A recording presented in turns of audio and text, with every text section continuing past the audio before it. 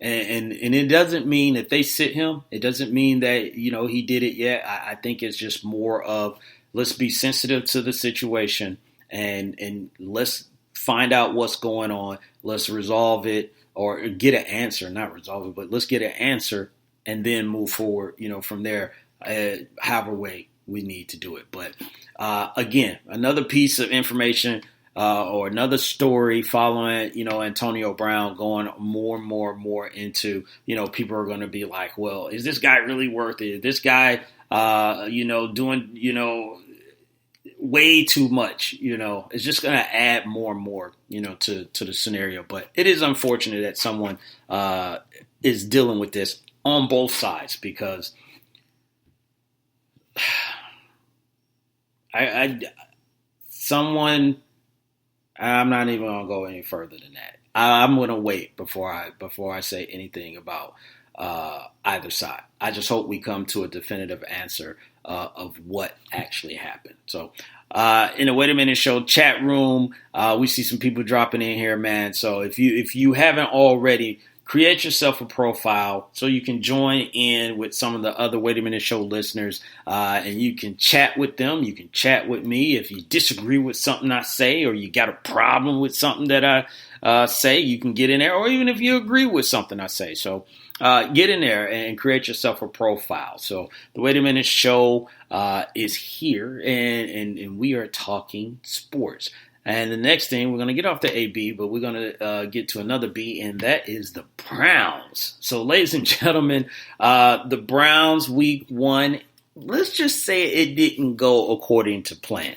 The Browns caught a beat down late into the game. They lost 43-13 to the Tennessee Titans. And a lot of people were talking about, the Tennessee Titans was not just some, team that they were going to, roll over and just die for the Cleveland Browns. Is that they were going to give Cleveland all that they could handle, and they needed to be ready, for this. And unfortunately, for the Cleveland Browns, it was not that. And then, like I said, it was a close game, going into halftime. It was only 12-6. Tennessee was only up by 6 at that point. But coming out, you make adjustments, and that's what this game is all about, second half adjustments, and they put up 31 points. And Cleveland still, remained stagnant, and they, were not efficient. They were not, what we thought they were on paper. Now, it's one game. So I'm not going to, just lose my mind and say the world is over. But what I will say, though, is that I said this time last year at the beginning of the season, I said the Cleveland Browns are coming. And they are coming, ladies and gentlemen. And with Baker, at the end of the season, the last half of the season, and then they get OBJ, and then they make all these other moves, and then Nick Chubb seems like he's the real deal. The hype just kept building. And this is what they're dealing with now. This is something that they're going to have to learn to deal with. In those interviews, they didn't seem too happy, about some of the questions that the media was asking. And that is what's going to happen. Even though if they are silly questions, that's what the media is going to do. They're going to ask these questions. But when you do not win and you look good on paper, and you obviously feel good on paper, and you have a expectation put upon you, and then you don't meet that expectations, people are going to point it out. So they are still coming. And I never said that, I lost my mind for a second and said they were going to make the playoffs last year, but I retracted that. But they are still coming. They are still learning. You have to learn how to win in this, in this league, and you have to learn how to sustain winning in this league. And I think they will do it. They're going to have their ups and downs, but right now, the main thing that they should be focused on is not what the media say, it's what the Tennessee Titans did. What did the Tennessee Titans do to make themselves look like, they came out in the second half, man, and they just put the beat down on them. So what did the Tennessee Titans do versus what did the Cleveland Browns do to themselves? and how you can correct that, because you got a game Monday night that everybody's going to be watching again. You're not in that's a nationally televised game. This is not a game, that you caught on Sunday Ticket or something like that, or if you live locally like it was against, the Tennessee Titans. People are going to be having these expectations on you. You want to come out and you want to at least put on a better performance than what you did this past week. But Cleveland Browns, learning on the job. That's what I'm going to say, about them. And you wanted it. Now you got it. So it's like, what you going to do with it? So we'll see. But what we're going to do now, we're going to take a break. And then when we come back from the break, KD, Mr. Kevin Durant, did an interview with the Wall Street Journal, so we're going to get into some of his comments that he made. And the NCAA, they're talking to the state of California, and they're making a request. You don't want to miss this. This is going to be very interesting. So it's the Wait a Minute Show. We'll be back after these words. Hey, what's up, everybody? I am Vince Wright, the sports governor, and you know me from the Sports Done Right show. But when I'm not doing Sports Done Right, I'm in the executive mansion chilling with the Wait a Minute show. That's right, Jelani, Lopan, indeed. Keep it tuned here, y'all. The Wait a Minute show. My name is Vince Wright, and I approve this message.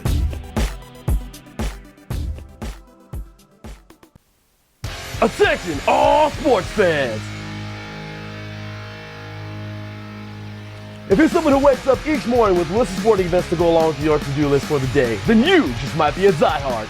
The world of sports is as vast as the ocean is deep, including the major leagues, the minor leagues, the college, and everything in between. This is me, your boy Larry B of IE Sports Radio, welcoming you to join me every Monday evening at 4 p.m. Pacific, 7 p.m. Eastern on The Defining Moment, a show that focuses on what really matters in the sports world, sports themselves, and nothing outside of them.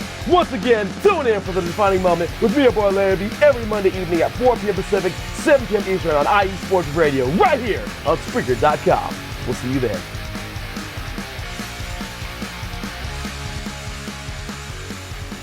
Being good at life means getting your finances together so you can focus on the moments that matter most. With over 170 years of expertise, New York Life Insurance Company provides you with benefits you can enjoy while you're, living. So give me, Doug Stewart, your local New York Life agent, a call. I can help you build a solid financial future to help you and your family be good at life.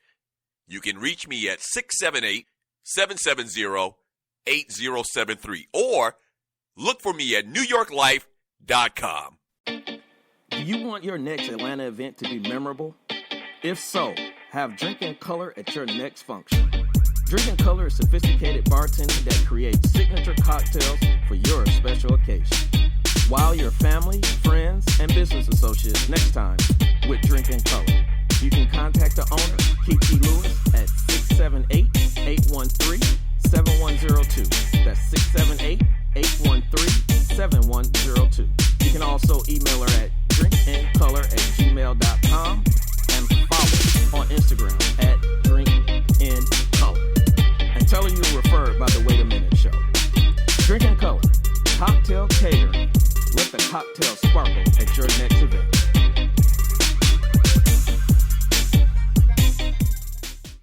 Ladies and gentlemen, we are back and you are listening to It's the Wait a Minute show on X Squad Radio Network.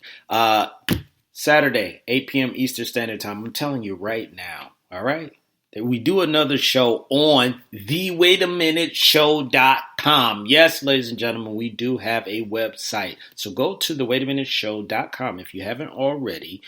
Follow us there. You can follow us on Facebook and you can follow us on Twitter. And then you get notifications when the show actually goes live. So you can get in there. But then also you can get a reminder to listen to the playback. So do not forget, thewaitaminuteshow.com. Go to the website.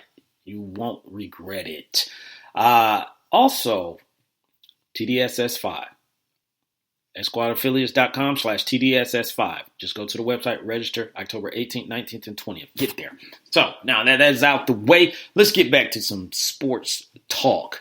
And I was talking about KD before the break and Kevin Durant, and he was doing this interview, and he was talking about in the Wall Street Journal. And one of the things, it was two things that he actually talked about. So we're going to talk about both of them. But he was talking about Oklahoma City. And one of the things that he was talking about was how everything played out in Oklahoma City, and that, in his words, I'll never be attached, quote unquote, I'll never be attached to Oklahoma City after, how the fans, treated him. So if you don't remember, Kevin Durant, obviously, he had been to the NBA Finals with the Oklahoma City Thunder, with Russell Westbrook, and they ran into the Golden State Warriors, I think the following year, where they were up 3-1, and Golden State came back and beat them. So everything about KD, it was he was going to free agency. People were like, hey,